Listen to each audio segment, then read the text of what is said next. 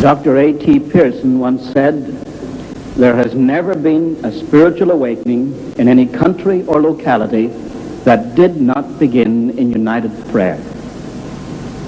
I'd like to talk to you today about what God has done through concerted, united, sustained prayer. Not many people realize that in the wake of the American Revolution, there was a moral slump. Drunkenness was epidemic. Out of a population of 5 million, 300,000 were confirmed drunkards. They were burying 15,000 of them each year. Profanity was of the most shocking kind. For the first time in the history of the American settlement, women were afraid to go out at night for fear of assault. Bank robberies were a daily occurrence. What about the churches? The Presbyterians met in General Assembly to deplore the ungodliness of the country. The Congregationalists were strongest in New England. Take a typical church. The Reverend Samuel Shepherd of Lenox, Massachusetts, said in 16 years he had not taken in one young person into fellowship.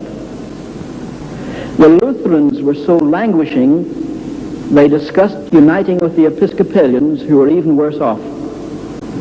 The Protestant Episcopal Bishop of New York, Bishop Samuel Provost, quit functioning. He had confirmed no one for so long, he decided he was out of work, so he took up other employment. The Chief Justice of the United States, John Marshall, wrote to the Bishop of Virginia, Bishop Madison, and he said, "The church is too far gone ever to be redeemed."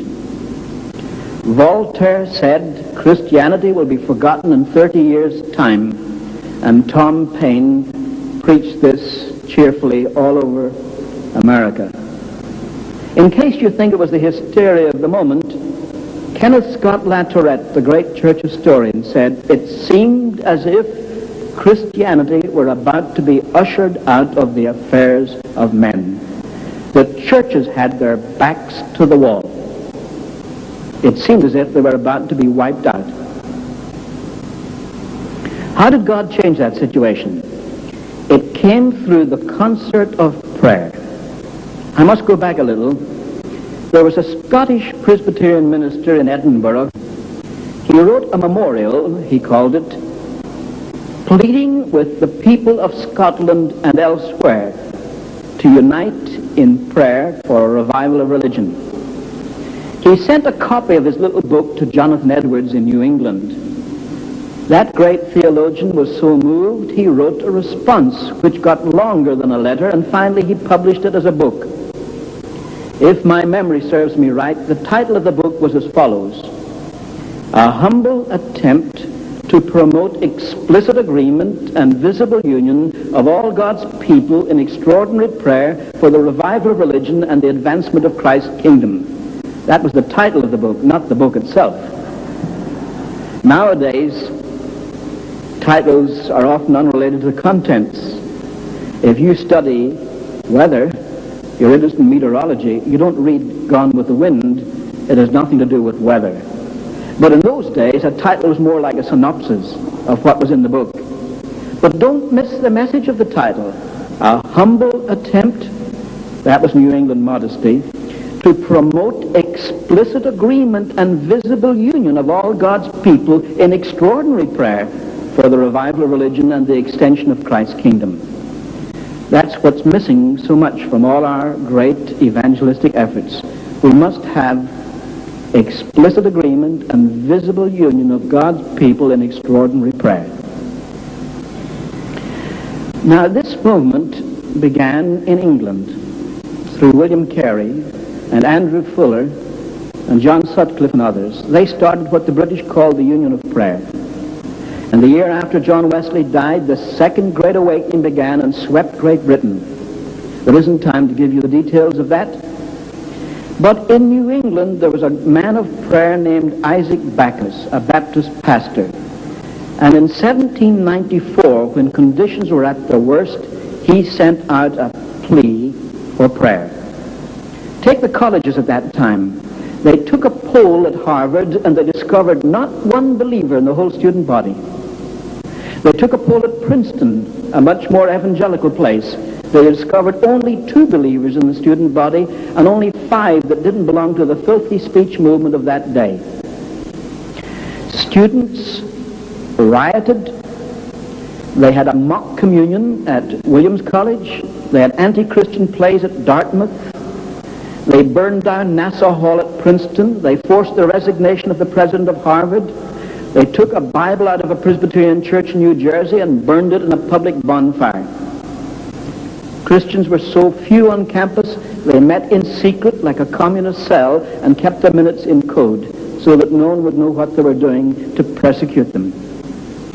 Isaac Backus addressed his plea for prayer to ministers of every Christian denomination in the United States. The churches knew their backs were to the wall. The Presbyterian synods of New York and New Jersey and Pennsylvania adopted it for all their churches. Bishop Francis Asbury adopted it for all the Methodists. The Baptist associations and the Congregational, the Reformed and the Moravians all adopted it until America, like Britain, was interlaced with a network of prayer meetings. They set aside the first Monday of each month to pray. It wasn't long before the revival came. It broke out first of all in Connecticut, then it spread to Massachusetts, entirely without extravagance or outcry. Every report mentions this. However, there were some differences. When the movement reached the frontier in Kentucky, those people were really wild and irreligious. Congress discovered that in Kentucky there hadn't been more than 1 court of justice held in 5 years. Peter Cartwright, a Methodist evangelist, said when his father settled in Logan County, it was known as Rogues Harbor. If someone committed a murder in Massachusetts or a robbery in Rhode Island, all he needed to do was to get across the Alleghenies. The decent people in Kentucky formed regiments of vigilantes to fight for law and order. They fought a pitched battle with the outlaws and lost. There was a Scotch-Irish Presbyterian minister called James McGrady, whose chief claim to fame was that he was so ugly he attracted attention. Nowadays you have to be good-looking to get attention. But McGrady was so ugly that people stopped in the street and said, "What does he do?" They said, "He's a preacher." Then they reacted and said, "A man with a face like that must have something to say." McGrady settled in Logan County, pastor of 3 little churches. He said in his diary that the winter of 1799, for the most part, was weeping and mourning with the people of God. It was like Sodom and Gomorrah. But McGrady was such a man of prayer. Not only did he have the concert of prayer every Monday, first Monday of the month, but he got his people to pray for him at sunset on Saturday evening and sunrise on Sunday morning. In the summer of 1800 came the great Kentucky revival. 11,000 people came to a communion service. McGrady hollered loud and long, "Anyone come and help me?" So Baptists and Methodists came, and the great camp meeting revivals began and swept Kentucky and Tennessee, and then burst over North Carolina and South Carolina and swept the frontier. That was the turning point. Out of that second great awakening after the death of Wesley came the whole missionary movement, all the missionary societies. Out of it came the abolition of slavery. Out of it came popular education. I could mention so many social benefits as well as evangelistic drive. More than 600 colleges in the Middle West were founded by revivalists. Now, conditions deteriorated in the middle of the 19th century. Why? Sounds familiar. The country is seriously divided over the issue of slavery, just like the Vietnam War. Second, people are making money hand over fist. And when they do, they turn their backs upon God. But a man of prayer, Jeremiah Lanphier, started a prayer meeting in the upper room of the consistory building of the North Dutch Reformed Church in Manhattan. He advertised a prayer meeting. Only 6 people out of a population of 1 million showed up. But the following week there were 14 and then 23. Then they decided to meet every day for prayer. Then they filled the Dutch Reformed Church, then the Methodist Church on John Street, then Trinity Episcopal Church at the corner of Wall Street and Broadway.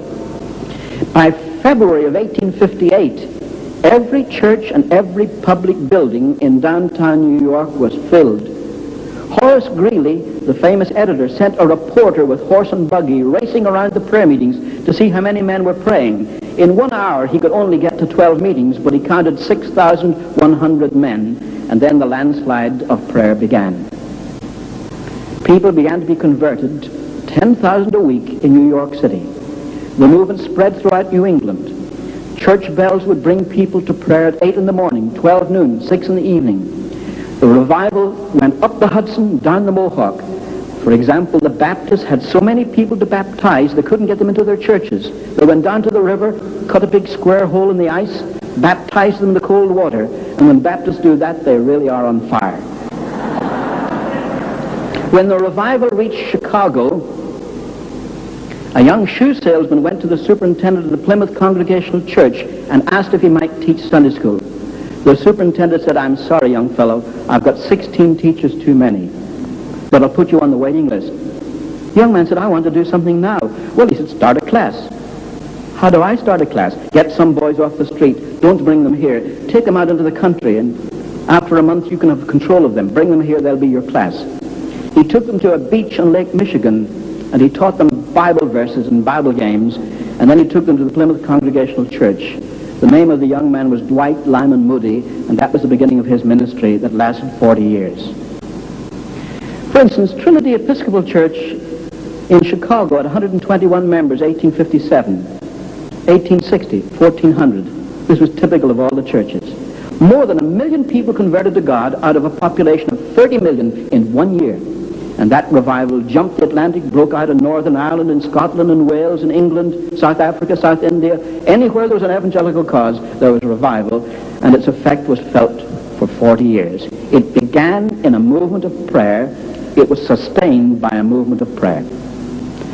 Now that movement lasted a generation, but at the turn of the 20th century, there was need of awakening again. There were special prayer meetings at Moody Bible Institute, at the Keswick Convention in England, in Melbourne, in the Nilgiri Hills of India, at Wonsan in Korea. All around the world, people were praying that there might be another great awakening in the 20th century. Now, some people tell me we're in the midst of a great awakening today. I certainly believe that the tide has turned. I certainly believe that we're on the move again, but I don't think we've reached anywhere like what God has done in the past. Let me give you 2 examples. First of all, take student world. One of the leaders of the revival of 1905 was a young man called K.S. Latourette, who became the famous Professor Kenneth Scott Latourette. He said when he was at Yale in 1905, out of the student body, 25% were enrolled in prayer meetings and Bible studies.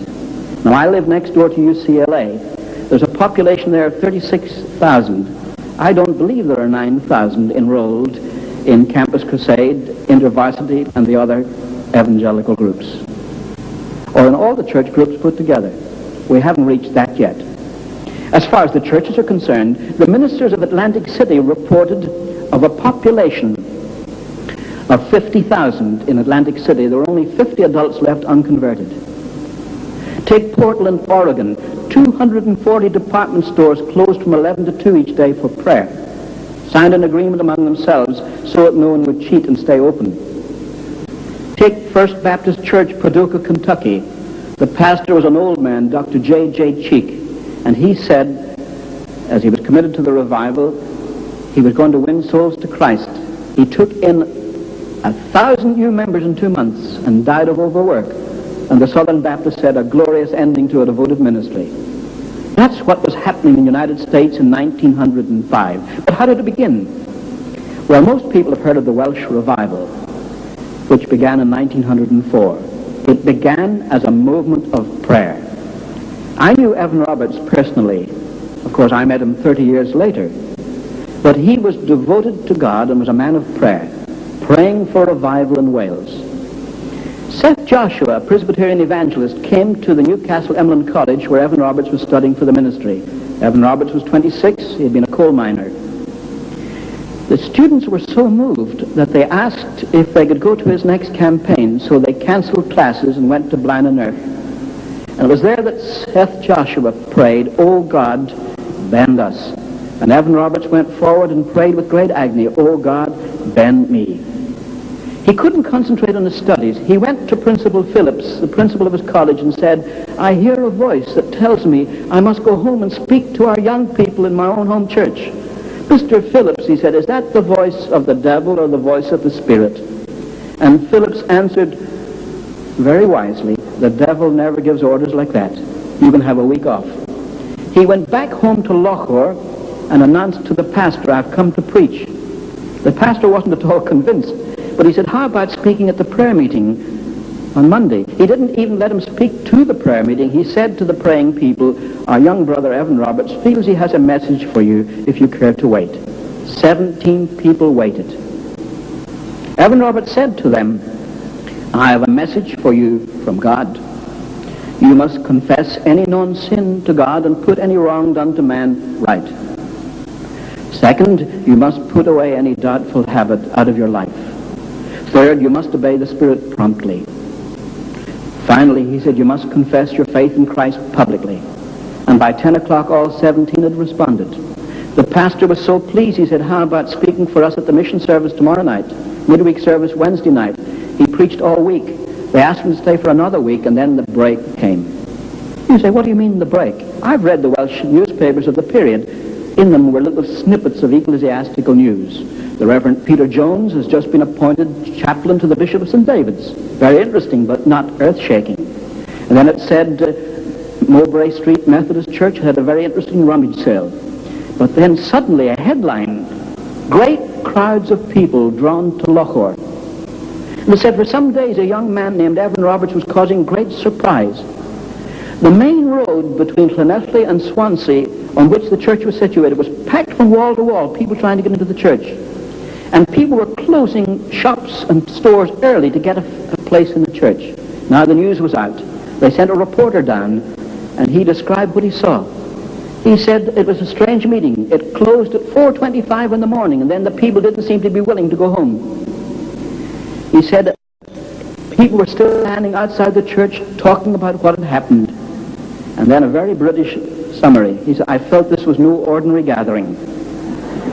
The news was out. Next day, every grocery store in that industrial valley was packed out. People buying groceries, people who'd come to the meetings. On Sunday, every church filled. And it went like a tidal wave over Wales. I could tell you so much about it. There were 100,000 people converted in that movement. 5 years later, a man called J.V. Morgan wrote a book to debunk the revival. His main criticism was that of the 100,000 that joined the churches in the 5 months of the excitement of the revival, after 5 years, only 80,000 still stood. Only 80,000. But the social impact was astounding. For example, judges were presented with white gloves, not a case to try. No rapes, no robberies, no murders, no burglaries, no embezzlements, nothing. The district councils had emergency meetings to discuss what to do with the police now that they were unemployed. In fact, they sent for a sergeant of the police and said, "What do you do with your time?"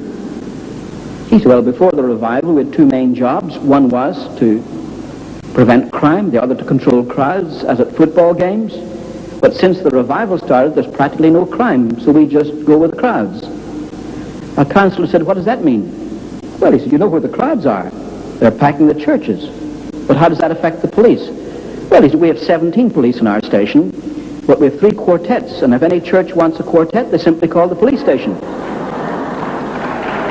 That revival swept Wales. Drunkenness was cut in half. There was a wave of bankruptcies, but nearly all taverns. There was even a slowdown in the mines. You say, how could a religious revival cause a strike? It didn't cause a strike, just a slowdown. So many Welsh coal miners were converted and stopped using bad language that the horses that dragged the trucks in the mines couldn't understand what was being said to them. and transportation slowed down for a while until they learned the language of Canaan. When I first heard that story, I thought it was a tall tale, but I can document it, even from Westminster Abbey. That revival, for instance, affected moral standards also. I discovered, through the figures given to me by the British government experts, that in Radnorshire and Merionethshire, the illegitimate birth rate dropped 44% within a year of the beginning of the revival. So great was the impact of that movement. That revival swept Great Britain. It broke out in Norway. It so moved Norway that the Norwegian Parliament passed special legislation to permit laymen to conduct Holy Communion because the clergy couldn't keep up with the number of converts who wanted to take Holy Communion. It swept Sweden and Denmark and Germany, Canada from coast to coast, all of the United States, Australia, New Zealand, South Africa, East Africa, Central Africa, West Africa, North Africa, Brazil, Mexico, Chile. I could talk, well, in fact, I teach a course on this. Here's the interesting thing. Until 1973, no one ever knew about the extent of that revival until I published my book, The Flaming Tongue. And it began through a movement of prayer. It began with prayer meetings all over the United States. And soon there came the great time of harvest. So what's the lesson we can learn? It's a very simple one. It's that familiar text. If my people called by my name shall humble themselves and pray and seek my face and turn from their wicked ways, then I will hear from heaven and will forgive their sin and will heal their land. What's involved in this? God expects us to pray.